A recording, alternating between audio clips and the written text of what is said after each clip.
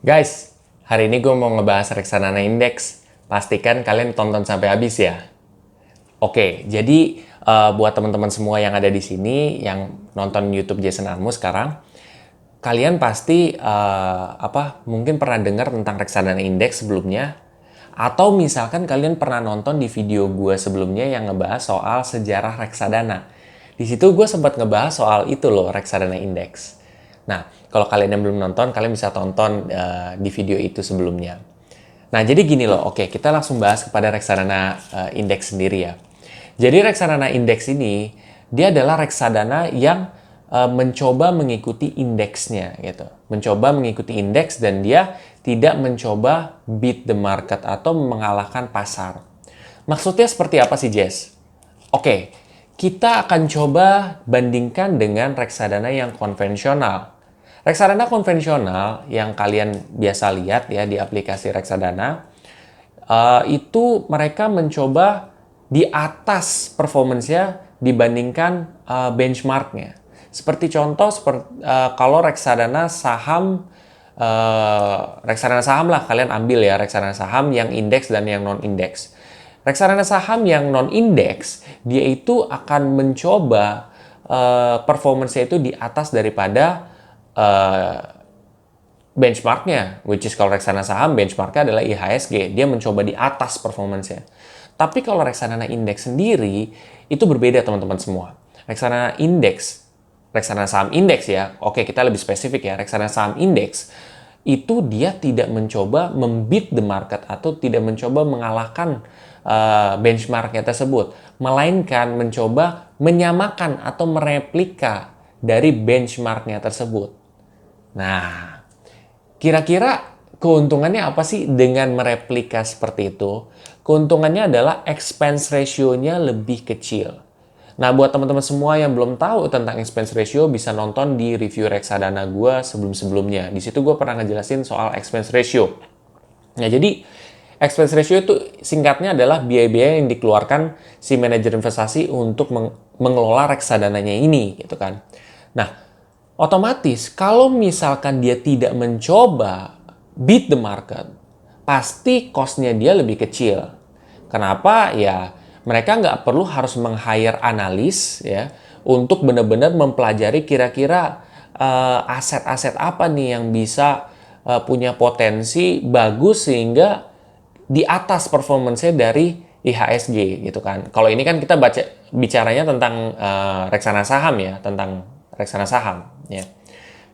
Daripada IHSG gitu.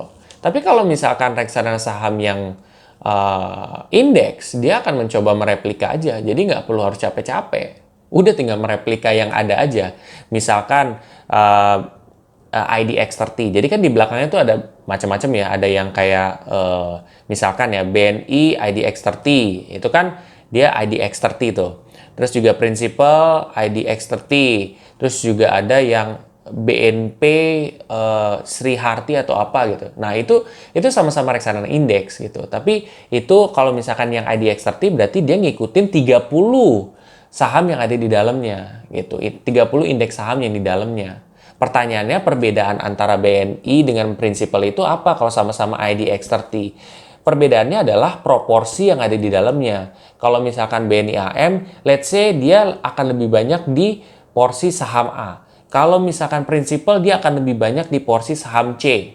Ya udah, tapi at the end of the day, mereka punya satu kesamaan, yaitu mereka nggak mencoba beat the market. Gitu.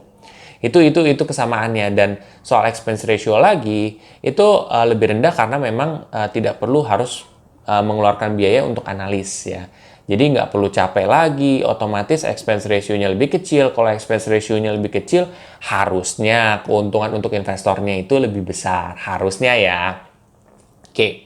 Nah, untuk reksadana indeks sendiri, kita lihat daripada di luar negeri ya. Kita ambil contoh seperti di US.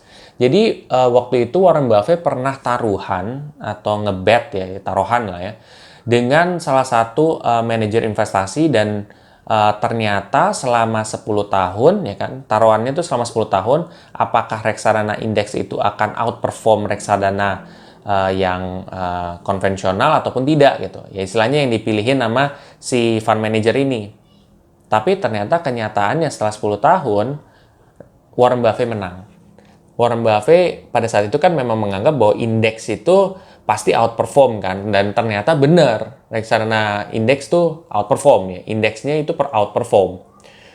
Nah, dan di situ Warren Buffett menang 1 juta dolar ya, dan dia kasih langsung ke charity.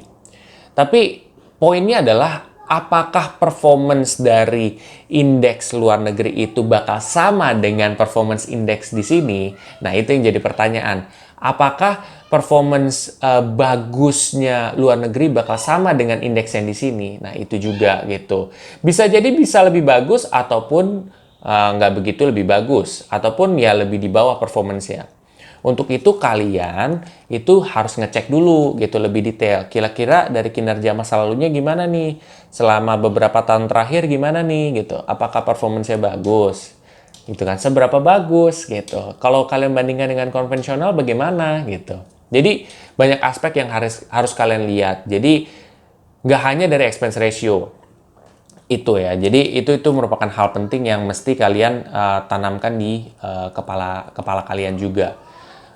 Expense ratio kecil bukan berarti bahwa pasti ini bagus banget, pasti dia begini, enggak juga gitu. Banyak aspek lain. Walaupun memang reksadana konvensional itu dia pastinya harus berusaha keras karena ya dia expense ratio-nya bakal gede. Gimana caranya dia memperoleh keuntungan bisa lebih gede gitu kan, ya, untuk ngalahin indeks gitu. Ya itu pasti banyak PR, tapi bukan berarti itu impossible gitu. Itu sih gitu. Kalau misalkan pendapat gue pribadi, reksadana yang konvensional, menurut gue ya, ini balik lagi menurut gue loh, itu lebih di atas performance-nya dibandingkan yang indeks. Yang gue lihat ya untuk di sini ya, tapi kalau di luar negeri enggak gitu. Kayak misalkan di Amerika indeks performance-nya bagus gitu. Tapi kalau di sini gue masih melihat itu masih bagusan yang non indeks ya. Kalau kita lihat rata-ratanya ya. Indeks juga bagus gitu. Gue juga punya reksadana indeks gitu kan. Jadi tapi yang kalau gue lihat lebih bagus di situ sih. Oke, itu menurut pendapat gue ya. Nah, dan satu lagi yang mesti kalian tahu, reksadana indeks itu nggak hanya reksadana saham indeks, tapi juga ada reksadana obligasi indeks. Nah, kalau kalian punya aplikasi Bibit, kalian bisa cek tuh, ada ABF, itu contoh reksadana indeks obligasi gitu. Kalau reksadana saham indeks kan contohnya bisa BNI IDX 30, Principal IDX 30, terus BNP apa, itu kan juga ada. Itu sih, jadi mudah-mudahan apa yang gue sampaikan hari ini bisa menjadi pelajaran buat teman-teman semua gitu kan. Jadi kalian bisa lebih ngerti tentang apa sih ini reksadana indeks, itu seperti apa, bedanya apa dengan konvensional gitu. Kalau kalian merasa video ini sangat bermanfaat buat kamu semua, kamu bisa share aja ke teman-teman kamu semua ya dengan mengklik tombol share. Dan jangan lupa untuk subscribe di channel ini dan jangan lupa untuk aktifkan notifikasi belnya supaya kalian bisa terupdate soal video-video terbaru gue. Sampai jumpa di video gue selanjutnya. Terima kasih.